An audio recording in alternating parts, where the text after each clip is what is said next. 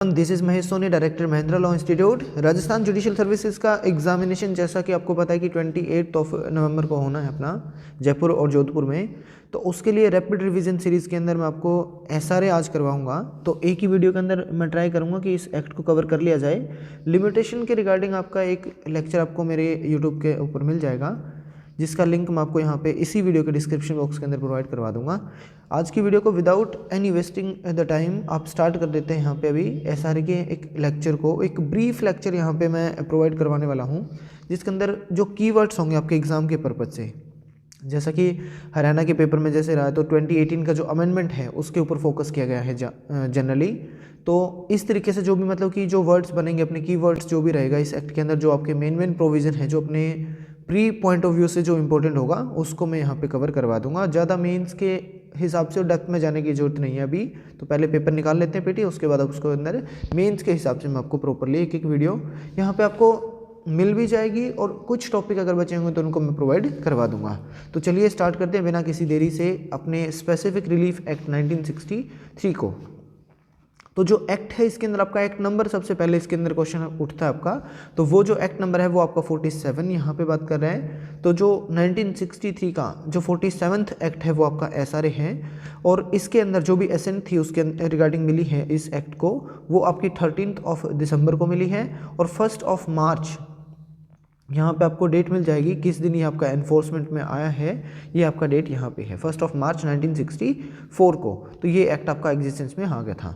तो इसके रिगार्डिंग अगर बात करें सेक्शन 1 के रिगार्डिंग, तो सेक्शन 1 में शॉर्ट सीधी सी बात है कि एक्ट को क्या बोलते हैं, एसआरए बोला जाएगा। होल ऑफ इंडिया पे एक्सेप्ट आपका ये एक्सेप्ट JNK वाले पोर्शन को यहाँ पे अब हटा दिया गया है, तो होल ऑफ इंडिया पे ये एप्लीकेबल रहेगा। अब उसके बाद ये क्वेश्चन यहाँ पे आ जाता है कि क्या ये एक्ट आपका अपने आप में एग्जॉस्टिव एक्ट है, या फिर किस नेचर का ये इस तरीके से एक्ट आपका काम करता है। तो ये एक्ट आपका एग्जॉस्टिव नेचर का नहीं है, क्योंकि सेक्शन नंबर 2 क्लॉज ई आपका इसके अंदर यहाँ पे दे रखा है कि कुछ ऐसे वर्ड्स जो कि इस एक्ट के अंदर यूज़ तो करे गए हैं लेकिन वो डिफाइन नहीं करे गए, तो उनको हम लोग कहाँ से उठाएंगे, इंडियन कॉन्ट्रैक्ट एक्ट से उठा लेंगे। तो ये अपने आप में इस तरीके से ये परिपूर्ण एक्ट आपका नहीं होगा। इसके साथ ही इसके अंदर आपकी कुछ प्रोविजन दे भी रखे हैं, जैसे कि एक्ट है वो बेस्ड है इक्विटी प्रोसीजर बेस्ड जो आपकी सीपीसी के अंदर दे रखे हैं उन पे, तो इस वजह से ये आपका नॉट एग्जॉस्टिव एक्ट बोला जाएगा। इस एक्ट के अंदर जो आपकी मेन इंपॉर्टेंट डेफिनेशन है वो आपकी एक सेटलमेंट की है सबसे इंपॉर्टेंट, और एक ऑब्लिगेशन। ऑब्लिगेशन क्या होगी, हर एक वो ड्यूटी जो कि एनफोर्सेबल बाय लॉ होगी वो। तो एनफोर्सेबल मतलब कि लॉ ने जिसको एनफोर्स कर सकता है लॉ लीगली तरीके से, वो आपकी ऑब्लिगेशन आपकी यहाँ पे मानी जाएगी। सेटलमेंट क्या कि एक तरीके से कोई भी एक ऐसा इंस्ट्रूमेंट है विल और कोडिसिल को छोड़ के, जो कि जहाँ पे बताया गया वेयर बाय द डेस्टिनेशन और devolution of successive interest in the movable और immovable property is disposed of is agree to be disposed of. मतलब कि एक फैमिली सेटलमेंट आप बोल सकते हैं, जैसे कि प्रॉपर्टी का बंटवारा हो रहा है तो वो किस तरीके से करेंगे, तो फैमिली में सेटलमेंट होगा, आपसी भाईचारे में उसको आप अपने बंटवारे को प्रॉपर्टी के अंदर उसको डिवोल्यूशन और डेस्टिनेशन को प्रूव कर लोगे। उस अंदर की प्रॉपर्टी जो आपकी आएगी मूवेबल और इमूवेबल दोनों नेचर की आ सकती हैं। उसके बाद आपका ट्रस्ट है, ट्रस्ट का जो डेफिनेशन है वो आपके तरीके से मीनिंग बता रखा है section 3 of the Indian trust act के अंदर है। उसके बाद आपका ट्रस्टी होगा, जो इस ट्रस्ट की प्रॉपर्टी को संभालने वाला पर्सन होगा वो आपका ट्रस्ट के अंदर जो मेन मैनेजर होगा उसको ट्रस्टी बोला जाएगा। उसके बाद आपका ई पॉइंट हम क्लियर कर चुके हैं। थर्ड सेक्शन एक बार आप सेविंग क्लोज को देख लेना।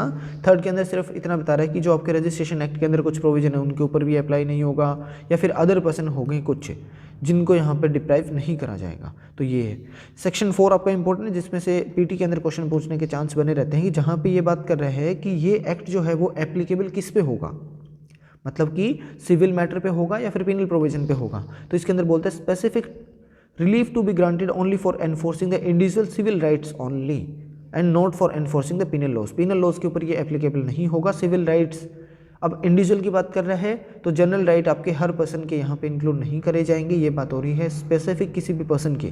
तो specific relief can be granted only for the purpose of enforcing the individual civil rights, not for the purpose of the enforcing a penal law. Penal law को enforce नहीं करा जाएगा इसके अंदर। इसमें सिविल राइट की बात हो रही है, और इंडिविजुअल किसी पर्सन के जो भी राइट होंगे उनको एनफोर्स इस एक्ट के अंदर एज पर सेक्शन 4 यहाँ पे करा जाएगा। उसके बाद इसके अंदर आपके मेन अगर देखा जाए सेक्शंस, तो यहाँ पे 5 सेक्शन नंबर हैं। ये इंपॉर्टेंट सेक्शन 5 और 6 जिसमें से क्वेश्चन बनने के चांस रहते हैं आपके। तो जो सेक्शन 5 है वो आपका बात कर रहा है recovery of the specific immovable property. तो दोनों ही सेक्शन आपके इमूवेबल प्रॉपर्टी के हैं। इसके अंदर बोलता है कि कोई भी ऐसा पर्सन है जो कि एंटाइटल है किसी भी प्रॉपर्टी इमूवेबल प्रॉपर्टी के पोजीशन को पाने के लिए, तो वो रिकवर कर सकता है सीपीसी के प्रोविजन के हिसाब से। तो सीपीसी के अंदर आपका order number 21, rule 35 and rule 36 के अंदर ये चीज़ आपकी बता रखी है, उसको एक बार आप देख लेना। ऑर्डर 21, रूल नंबर 35 एंड 36 के अंदर ये चीज़ें आपकी बता रखी है। मैनर ऑफ एग्जीक्यूशन किस तरीके से होगा तो उसके रिगार्डिंग बात करी गई है।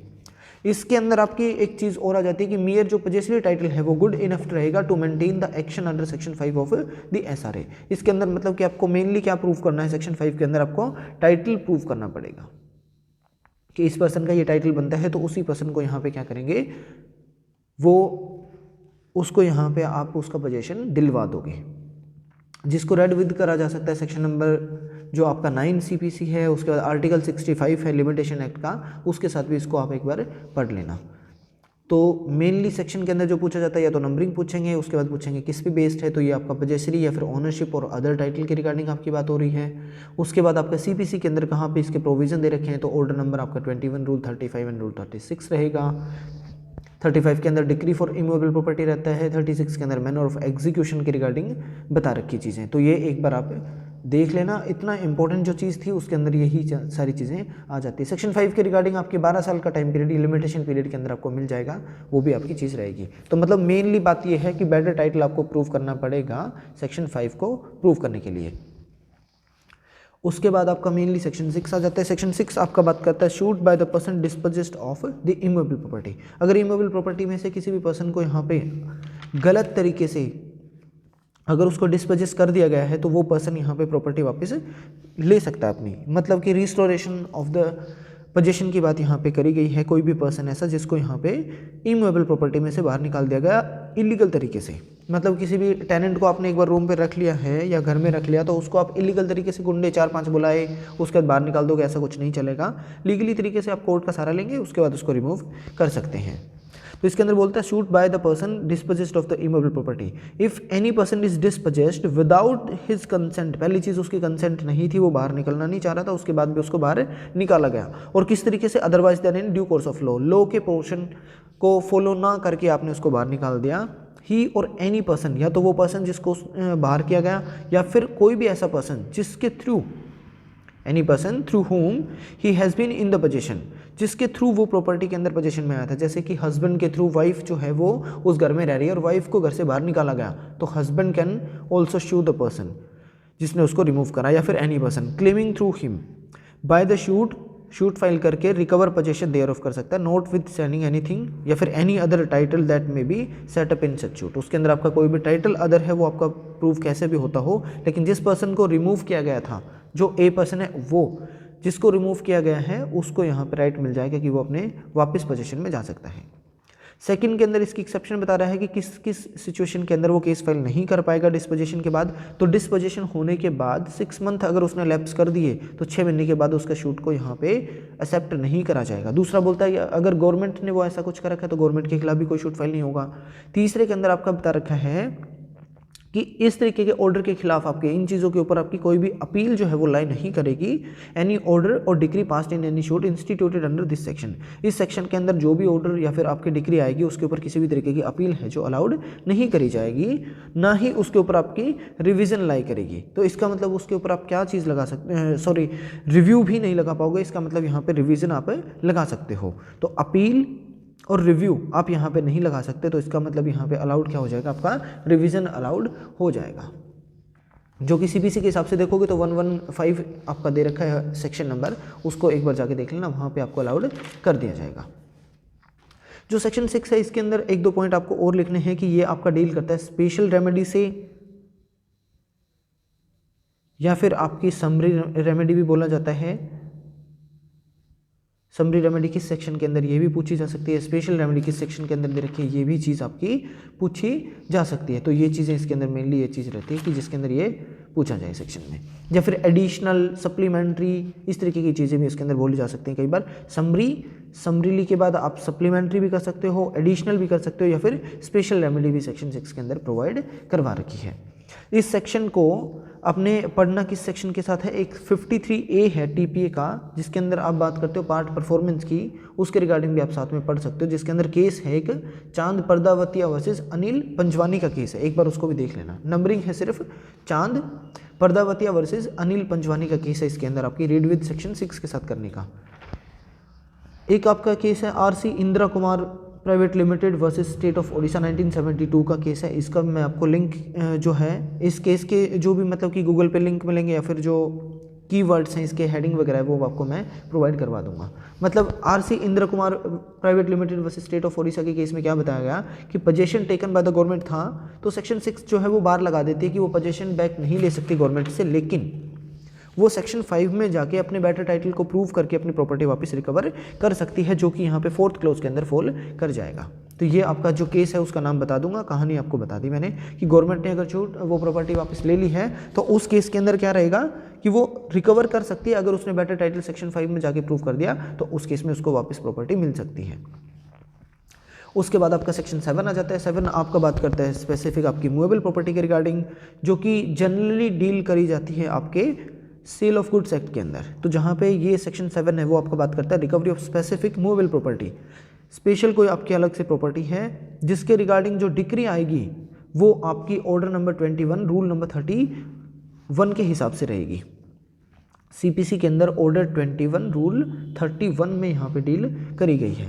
तो ये आपका क्या बता रहा है सेक्शन, एक बार देख लेते हैं। Recovery of the specific movable property, a person entitled to the position of the specific movable property may recover it in the manner provided by the CPC. CPC में जो भी मैनर आपको बताया गया उसके हिसाब से प्रॉपर्टी को आप क्या कर सकते हो, वापस रिकवर करी जा सकती है। तो नंबरिंग याद रखने की जरूरत है, 7 और 8 के अंदर दोनों ही आपके क्या है मूवेबल प्रॉपर्टी से डील करते हैं।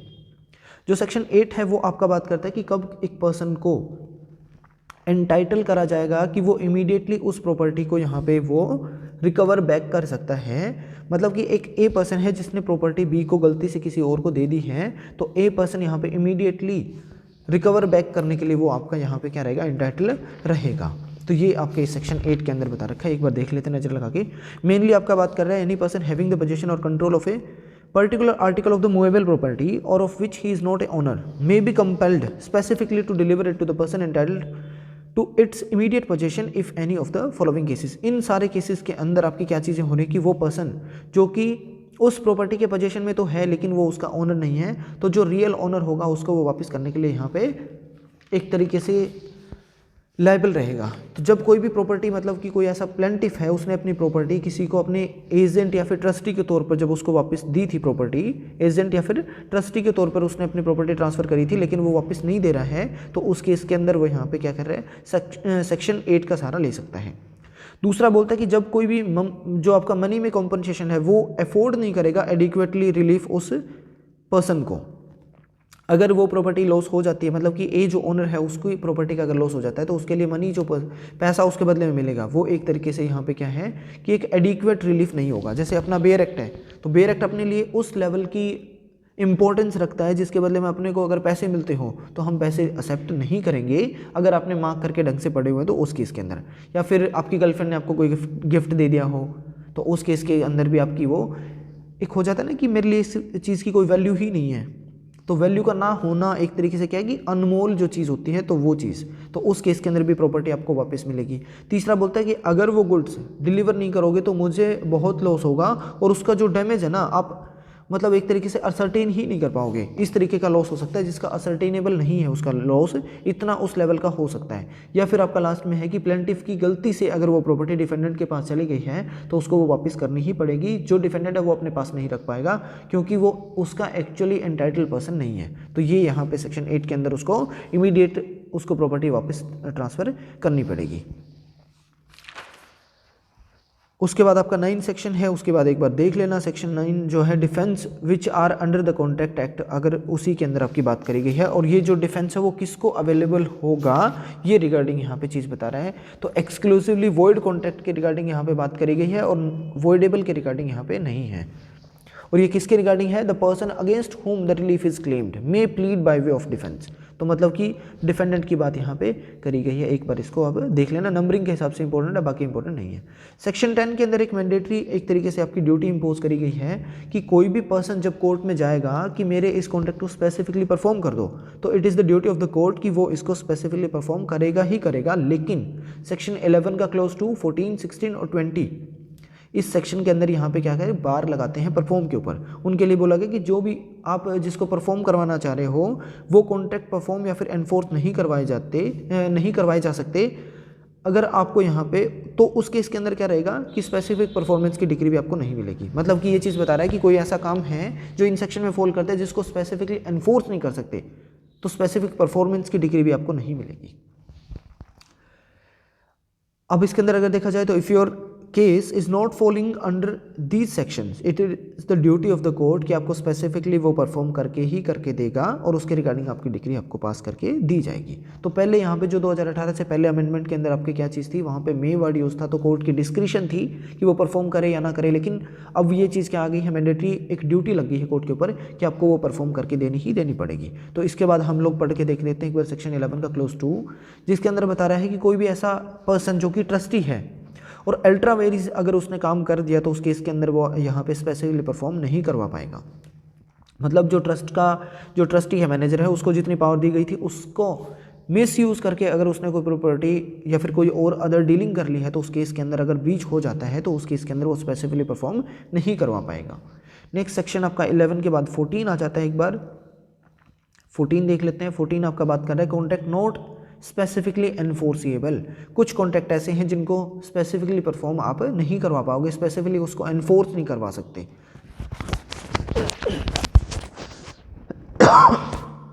बोलता है कि कुछ ऐसे कॉन्ट्रैक्ट है, मतलब एक वो कॉन्ट्रैक्ट होगा जो सेक्शन 20 में जाके आपने किसी और से यहाँ पे सब्सटीट्यूटिवली परफॉर्म करवा लिया। सेक्शन 41 इंडियन कॉन्ट्रैक्ट एक्ट के अंदर भी है कि अगर आपने कोई भी कॉन्ट्रैक्ट ऐसा है जो ए और बी के बीच में था और ए ने अपना काम सी से पूरा करवा लिया, तो अब ये बी के ऊपर छूट फाइल नहीं करेगा कि आप इसको परफॉर्म करके दो, क्योंकि यहाँ पे एनफोर्स वो चीज़ हो चुकी है। तो उस केस के अंदर आपकी सेक्शन 14 के अंदर केस फॉल कर जाएगा। 14 का देखो 14 यहाँ पे और 41 आपका कॉन्ट्रैक्ट एक्ट में था। दूसरा बोलता है contract for the performance of which involves the performance of continuous duty by the court can not supervise. अब बोल रहा है कि एक ऐसा काम है जिसको परफॉर्म करवाने के लिए कोर्ट को रेगुलरली क्या करना पड़ेगा, वहाँ पे एक अपनी ड्यूटी देनी पड़ेगी, कोर्ट को यहाँ पे सुपरवाइज करना पड़ेगा। तो कोर्ट उसके पीछे तो बैठा नहीं रहेगा, कोर्ट के पास और भी बहुत काम है। तो उस केस में कोर्ट क्या करेगा, मना कर सकता है कि आप इसको स्पेसिफिकली परफॉर्म ना करें या फिर उसको एनफोर्स नहीं करके देगा। तीसरा बोलता है कि अगर एक कॉन्ट्रैक्ट है which is so dependent on the personal qualification of any person. अब मान के चल रहा हूँ कि ए पर्सन है, उसने कॉन्ट्रैक्ट किया था किसी टीचर के साथ, बी के साथ, जो बोलता है कि उसको वो 1 साल के अंदर परफॉर्मेंस करके और पूरा सिलेबस उसको कवर है जो करवा के देगा। अब वो करवा नहीं रहा है तो ए ने शूट फाइल कर दिया कि मेरा काम आप पूरा करके दो। तो क्वालिफिकेशन के ऊपर बेस्ड है, मतलब कि वो उस लेवल की टीचिंग अब करके देगा ही नहीं, क्योंकि उसके ऊपर कोर्ट में आपने उसको घसीट लिया तो उस लेवल का वो काम करके देगा नहीं। तो पर्सनल स्किल के ऊपर है जिसको एनफोर्स नहीं करा जा सकता। जितनी उसकी स्किल होगी वो उससे अगर कम भी परफॉर्मेंस कर रहा है ना तो भी उसको स्पेसिफिकली परफॉर्म नहीं कर सकते कि आप उस लेवल का करो। बोल देगा वो कि हाँ इतना टॉपिक मेरा कवर थे तो उस टाइम पे अच्छा पढ़ा रहा था, ये टॉपिक मेरा कवर नहीं है, तो जितना मेरे से हो रहा है मैं अपनी तरफ से बेस्ट इंटरेस्ट में और कंप्लीट काम करके दे रहा हूँ। तो इस तरीके से चीज़ों को यहाँ पे स्पेसिफिकली एनफोर्सेबल नहीं करवाए जा सकते। और लास्ट आपका है कि ऐसा कोई भी कॉन्ट्रैक्ट जो कि डिटर्मिनेबल नेचर का हो। डिटर्मिनेबल नेचर एक तरीके से रहता है कि जो कि बाद में जाके जिसको आप कैंसिल करवा सको, इस तरीके की सिचुएशन जहाँ पे आ जाती है। तो बाद में आप क्या कर सकते हो उस केस के अंदर कि जहाँ पे वो एक तरीके से बाद में कैंसिल किया जा सकता है। तो एक बार तो आपने परफॉर्म करवाने की डिग्री पास कर ली, अब वो सामने वाला पर्सन क्या करेगा, कोर्ट में जाके उसको डिक्लेयर वॉइड करवा लेगा। तो फिर बाद में फर्स्ट वाली जो डिग्री आई थी परफॉर्मेंस की या फिर एनफोर्सेबल की, वो भी आपको कैंसिल करनी पड़ेगी। तो इस सिचुएशन के अंदर भी कोर्ट क्या है, एनफोर्स करने से मना ही कर देता है। तो ये चीज़ इसके अंदर 14 में आ गई है। उसके बाद अगर 14 के बाद अब सेक्शन देखोगे तो सेक्शन नंबर अपना 16 आ जाता है। 16 आपका बात कर रहे हैं पर्सनल बार लग जाता है कुछ पर्सन के ऊपर कि आप अपने इस काम को परफॉर्म नहीं करवा सकते हो। तो वो कौन सी सिचुएशन है जिसके अंदर आपका या तो केस फॉल करता हो सेक्शन 20 के अंदर है, खुद की गलती आ रही है, पर्सनली आपके ऊपर बार लग गया कि अगर आपने 20 में जाके सब्स्टिट्यूट परफॉर्मेंस ही करवा लिया तो आप बार बार किसी और पार्टी को भी दुखी नहीं करोगे, आपका काम तो हो ही चुका, तो डबल टाइमिंग आप क्यों करोगे। दूसरा बोलता है कि अगर यहाँ पे जो कोई भी पर्सन ऐसा है जो कि प्लेंटिफ है, himself incapable of performing his part है, तो उस केस के अंदर हो गया, या फिर वो वोलेट करता है टर्म्स ऑफ द कॉन्ट्रैक्ट को, या फिर उसका जो पार्ट ऑफ कॉन्ट्रैक्ट है स्टिल अनपरफॉर्म्ड है, या फिर रिमेन्स टू बी परफॉर्म्ड होता हो, या फिर वो खुद ही कमिट फ्रॉड करता हो उस तरीके की सिचुएशन, या फिर acting by varying the altering the terms of the contract, contract के अंदर वो आपका क्या कर रहा है एक तरीके से यहाँ पे वेरी टर्म करके उसके बाद ही वो काम करने के लिए रेडी होता हो, तो उस केस के अंदर भी वो अपना परफॉर्म नहीं करवा पाएगा, उसके ऊपर पर्सनल बार लग जाएगा। या फिर जो प्लेंटिफ पर्सन है वो खुद ही फेल हो जाता है ये बात प्रूव करने से कि मैं अपना पार्ट जो है वो परफॉर्म कर चुका हूँ, कि मैंने अपना पार्ट परफॉर्म कर दिया, अब दूसरे पार्टी से आप परफॉर्म करवाओ, या फिर वो विलिंग या फिर ready to perform his part नहीं हो, तो उस केस के अंदर जो डिफेंडेंट है उसको ये कोर्ट नहीं बोलेगी कि आप इसको स्पेसिफिकली परफॉर्म कर दो।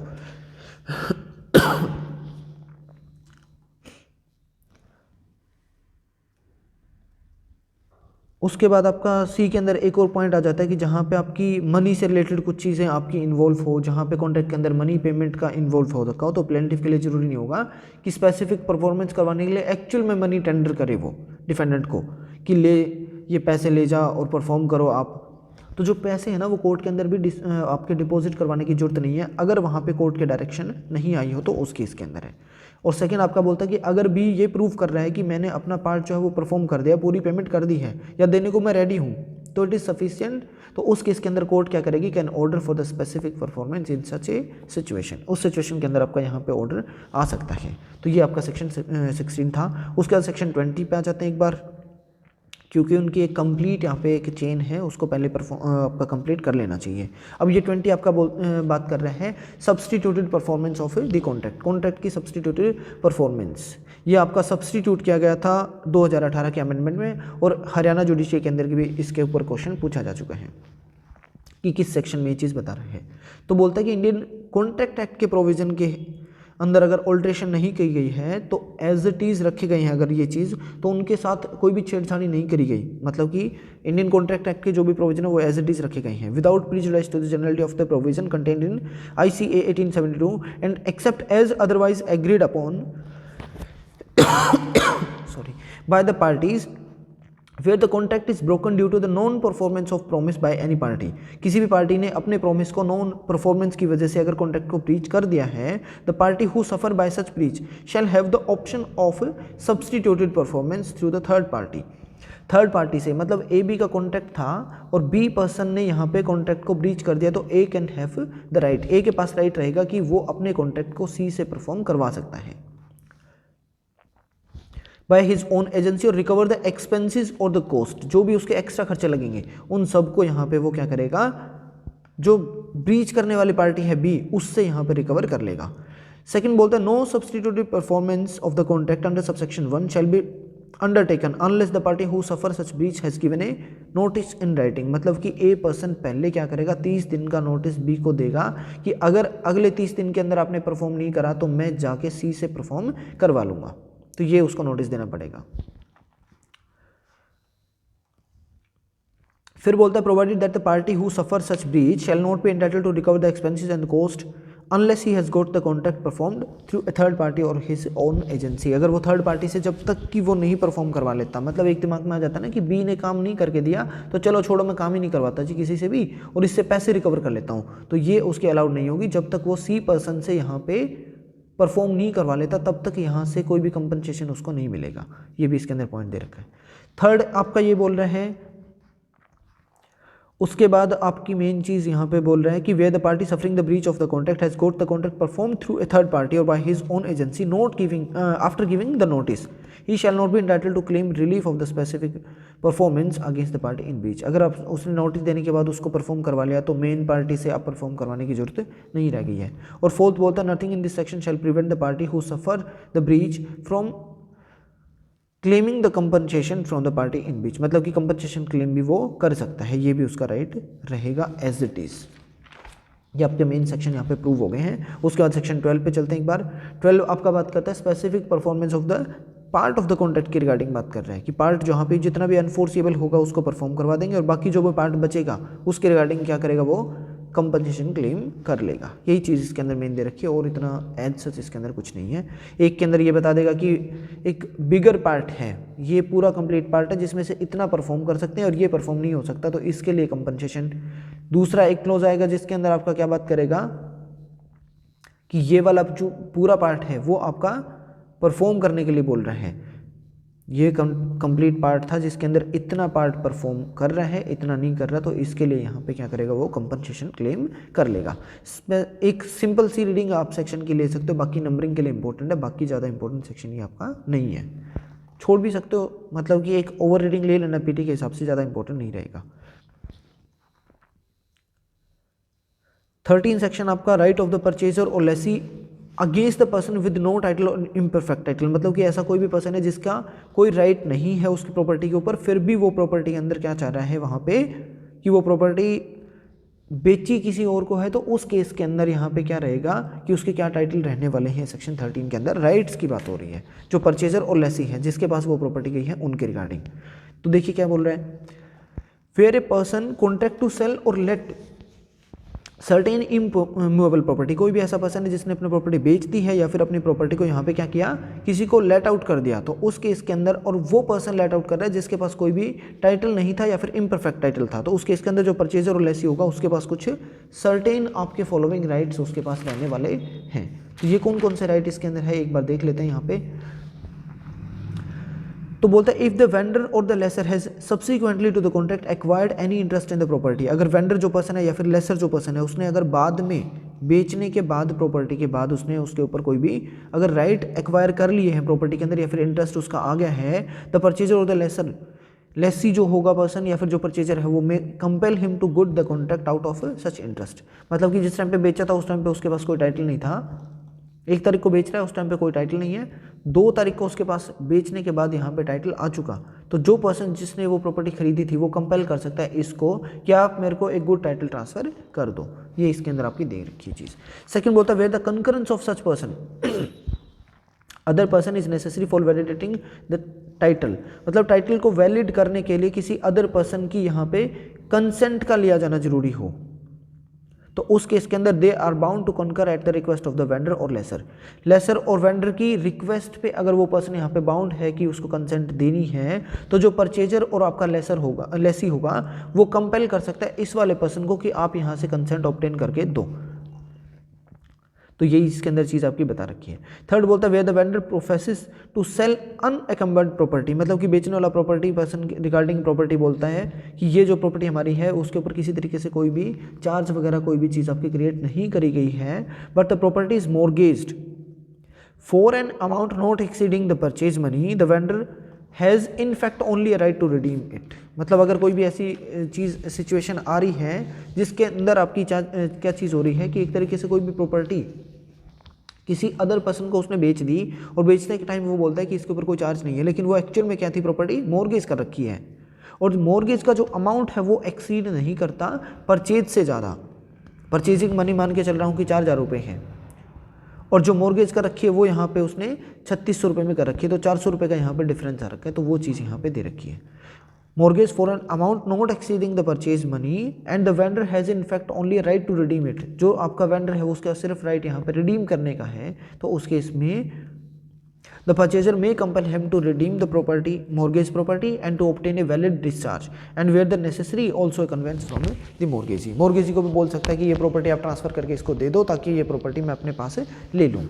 डी पॉइंट यहाँ पे ज़्यादा इंपॉर्टेंट नहीं है। डी बोलता है वेयर द वेंडर और lessor sues for the specific performance of the contract the suit is dismissed on the ground of his want of title और इम्परफेक्ट टाइटल, जहाँ पे वेंडर और लेसर ने कोई भी शूट फाइल कर दिया स्पेसिफिकली परफॉर्म करने का, तो ये आपका डिसमिस करा जाएगा क्योंकि उसके पास खुद के पास ही आपका राइट नहीं है, बेचने का इम्परफेक्ट टाइटल है, तो उसमें इसमें the defendant has a right to return his deposit if any with the interest there of और to his cost of the suit, या फिर ल्यू कर सकता है। ज़्यादा इंपॉर्टेंट पार्ट नहीं है इसके अंदर, आपका सिंपल देखना है कि जो पर्सन यहाँ पे वेंडर और लेसर है वो स्पेसिफिक परफॉर्मेंस का शूट फाइल नहीं कर पाएगा क्योंकि उसके पास खुद की वही टाइटल या फिर इम्परफेक्ट टाइटल है, तो इस केस में टाइटल है ही नहीं या फिर वो टाइटल इम्परफेक्ट है, तो उस केस में। और ये जो सेक्शन है स्टार्टिंग में हमने पढ़ा था कि इमूवेबल प्रॉपर्टी, तो ये मूवेबल प्रॉपर्टी के ऊपर भी लग जाएगा, ये यहाँ पे सेकंड क्लॉज में दे रखा है। सेक्शन 14 आपका बात करता है कॉन्ट्रैक्ट नोट स्पेसिफिकली एनफोर्सेबल वो हम पढ़ चुके हैं। 14A नंबरिंग इंपॉर्टेंट है कि एक्सपर्ट को एंगेज करने का यहाँ पे कोर्ट की पावर दे रखी है। तो पावर अगर कोर्ट चाहे तो एक्सपर्ट ओपिनियन या फिर एक्सपर्ट को एंगेज कर सकती है। अगर कुछ ऐसी चीज़ें हैं जो उनके समझ से बाहर हैं तो वो एक तरीके से यहाँ पे उनको बोल सकती है कि आप इसकी हेल्प करें कोर्ट की, ताकि उसको प्रॉपरली वो उस लेवल पे जाके उसको परफॉर्म करवा सके काम को। तो यही रहेगा और इम्पोर्टेंट नहीं है। 15 बोलता है कि कौन वो पर्सन होगा जो कि ऑब्टेन कर सकता है स्पेसिफिक परफॉर्मेंस को। तो इसके अंदर आपकी एक तो कोई भी पार्टी हो सकती है या फिर उसके रिप्रेजेंटेटिव हो सकते हैं या प्रिंसिपल हो सकता है या फिर किसी भी पार्टी का प्रिंसिपल इस तरीके से हो सकता है। उसके बाद बोलता है कि कोई भी ऐसा जो कि सेटलमेंट मैरिज के ऊपर हो रखा है या फिर कॉम्प्रोमाइज है doubtful rights between the members of the same family. तो जो यहाँ पे पर्सन जो भी बेनिफिशियरी होंगे उसके, तो बेनिफिशियल पर्सन जो भी होने वाले वो यहाँ पे शूट फाइल कर सकते हैं। फिर बोलता है कि where a contract has been entered into by the tenant for the life in due exercise of the power the remainderman, मतलब कि रिमाइंडरमैन का यहाँ पे पावर दे रखी है। फिर आपका रिवर्सनर आ जाएगा यहाँ पे, फिर रिवर्सनर इन रिमाइंडर हो जाएगा। फिर आपकी अमलगमेटेड कोई भी लिमिटेड लाइबिलिटी की कोई पार्टनरशिप है तो वो हो जाएगी। कंपनी है तो न्यू वाली कंपनी आप आ जाएगी। अगर प्रोमोटर थे उन्होंने कंपनी को प्रमोट किया हुआ है तो बाद में जो भी कंपनी आपकी एग्जिस्टेंस में आएगी तो वो इनकॉर्पोरेशन या फिर जो कंपनी होगी वो भी यहाँ पे स्पेसिफिक परफॉर्मेंस ले सकती है। और यही सेम सारे के सारे पर्सन रहने वाले हैं जिनके खिलाफ भी आपकी डिग्री पास करवाई जा सकती है। इन सब पर्सन के खिलाफ भी आपका शूट फाइल हो सकता है कि आप इनको स्पेसिफिकली परफॉर्म करके दे दो। तो यही सेम पर्सन उसमें है, सेम पर्सन यहाँ पे रहेगा। उसके बाद 16 हम कवर कर चुके हैं। 17 बोलता है कॉन्ट्रैक्ट टू सेल और let the property by one who has no title और नॉट स्पेसिफिकली एनफोर्सेबल। ये भी ऑलमोस्ट आपका 13 के जैसा ही एक बार रीडिंग लेने वाला सेक्शन है, जिसके अंदर सिंपल बता रहा है कि एक कॉन्ट्रैक्ट टू सेल और let any immovable property can not be specifically enforced in favour of a vendor और lessor who knowing himself not to have any title to the property. उसको पता भी था कि हाँ यहाँ पे इसके ऊपर कोई भी टाइटल नहीं है, फिर भी वो प्रॉपर्टी को खरीदता हो उस केस के अंदर। दूसरा बोलता है कि though he entered into the contract believing that he had a good title to the property, उसको पता है कि ऐसा लग रहा है कि उसके पास उसका गुड टाइटल है उस केस में, can not at the time fixed by the parties or by the court of the completion of the sale or letting give the purchaser or lessor a title free from the reasonable doubt। ये एक बार आप छोड़ भी सकते हो और general section है, एक बार उसकी रीडिंग ले लेना, ज़्यादा इंपॉर्टेंट नहीं है।